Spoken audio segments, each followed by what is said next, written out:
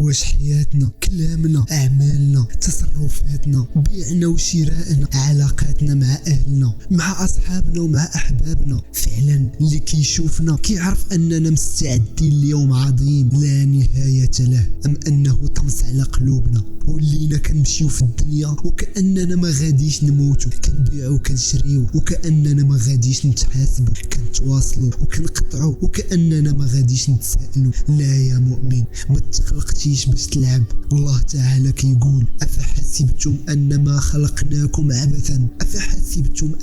خلقناكم عبثا وأنكم إلينا لا ترجعون. فتعالى الله الملك الحق لا إله إلا هو رب العرش الكريم. تعالى الله أن يخلقنا غير باش ناكلوا ونشربوا. لا يا إخوة، ما تخلقناش باش نخلدوا في هذه الدنيا، وإنما تخلقنا باش ننتقلوا من هذه الدنيا الحقيرة إلى آخرة لا نهاية لها. فهنيئا اللي انتبه وعرف حقيقة الحياة واستثمرها للآخرة. بعض الناس ملي كتقول ليه الحسنات تيقول لك الحمد لله صلينا ودرنا اللي علينا بركة. كيفاش بركة؟ والله لو كنا نعلم كما قال عليه الصلاة والسلام. شنو قال رسول الله؟ لو تعلمون ما أعلم لبكيتم كثيرا ولا ضحكتم قليلا ولا ما تلذذتم بالنساء. لو كان نعرفوا شنو قدامنا يوم القيامة من الأهوال والمصاعب وشنو قدامنا في القبور لولجت القلوب. لكن الله رحيم، الله ما كيوريناش كل شيء، لكن المؤمن خصو يرد البال مزيان. راه الحسنة عظيمة، ولذلك تأمل معايا هذا الكلام اللي غنقول. الحسنات هي نعمة الله على العباد ديالو، أما السيئات فهي داكشي اللي دارت يدينا وداكشي اللي درنا براسنا. الحسنات هي القربة اللي كيتقرب بها العبد لله باش ينال الرحمة ديالو.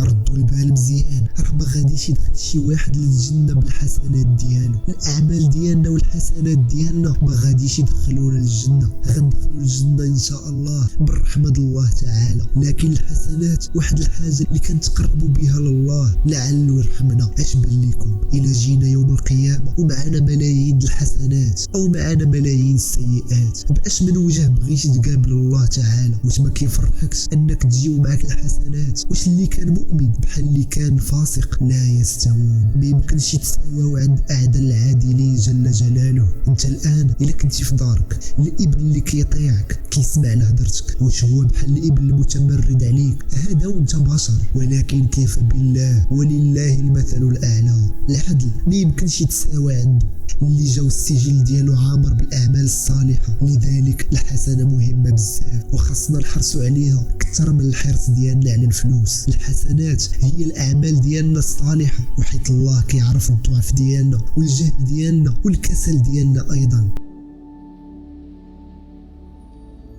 فالله عز وجل كرمنا وعاملنا بالفضل ديالو. دابا شنو الدليل؟ قال الله للملائكة ديالو: إذا هم عبدي بالحسنة فإذا عملها اكتبوها 10، أما إذا هم ولم يعملها اكتبوها حسنة حتى همته تجازيها عليه. حتى إلا فكرتي دير الحسنة كتجازى عليها. شفتي فضل الله؟ إلا هو كيعاملك فبالفضل ديالو وماشي بالفضل ديالي ولا ديالك. فنسأل الله أن يرحمنا برحمته. فالله سبحانه وتعالى كيقول: من جاء بالحسنة فله 10 أمثالها ومن جاء بالسيئة فلا يجزى إلا مثلها وهم لا يظلمون. بهذا الشيء كنعرفوا أن الحسنات كترفع المقام ديالك وكتعزك، كيضاعفها لك الله عز وجل، بل وكيعطيك عليها 4 الأشياء. شنو قال الله تعالى؟ ولو أنهم فعلوا ما يوعظون به لكان خيرا لهم. أول حاجة كتاخذ الخير في أمور دنياك قبل الآخرة ديالك بفعل الحسنات. وقال: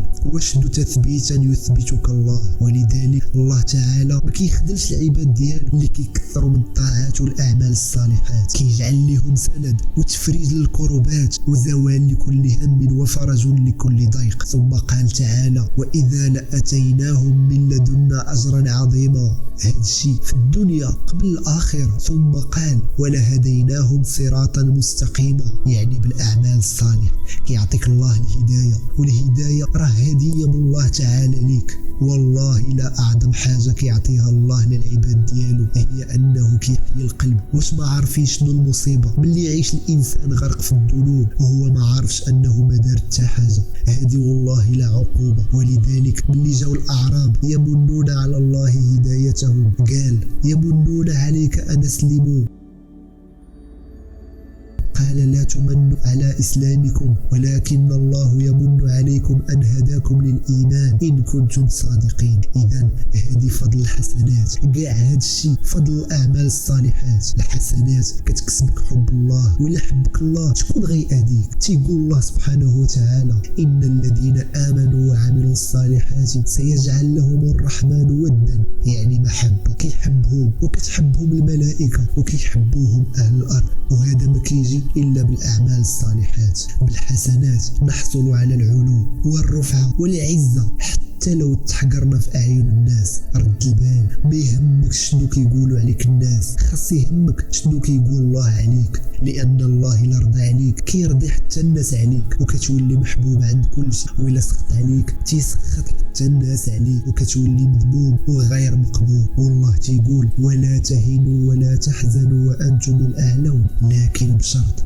إلا كنتم مؤمنين. بالحسنات تنشرح الصدور وكنعيشوا المتاع الحسن. الله تيقول وأن استغفروا ربكم ثم توبوا إليه يمتعكم متاعا حسنا إلى أجل مسمى، يعني حتى الموت. وأيضا خاصك تعرف أن ما كيشرح الصدر إلا العمل الصالح. ومن أعرض عن ذكري فإن له معيشة ضنكا. الحسنات كتمسح السيئات وكتحيدها، أما السيئات فما كتمسحش الحسنات إلا في حالات. الحسنات من فضل الله تعالى أن بابها واسع. شوفوا الإخوة، الحسنات بابها أبواب لا تعد ولا تحصى، بينما المعاصي محدودة. فالحسنات مثلا صلوات مكفرات لما بينهم، والذكر مثلا إلا قلتي سبحان الله وبحمده زينة عرشي، سبحان الله وبحمده رضا نفسي، سبحان الله وبحمده رضا كلماته، يصب في ميزان حسنات وزن عرش الرحمن. وشحال وزن الرحمن؟ شفتي شحال ساهلين هذه الكلمات وشحال كتير الجزاء ديالهم؟ فشنو كتسنى؟